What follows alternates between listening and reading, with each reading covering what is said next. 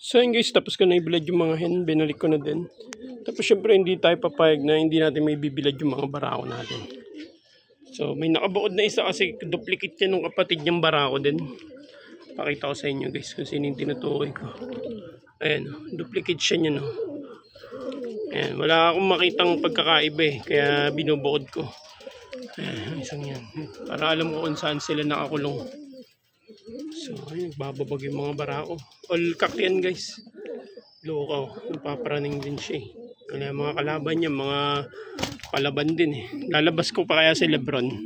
Pag nilabas ko pa si Lebron, babag na yan. Tsaka si Austin Reeves. Papalaban sila doon. Mga barako yan. Try ko ilabas. Kasama ko din dito. Ayan, unahin ko na si LeBron James. Ayan, hindi mapapakali. Bugbugan malala talaga. Ayan sila guys. Mga barako na din.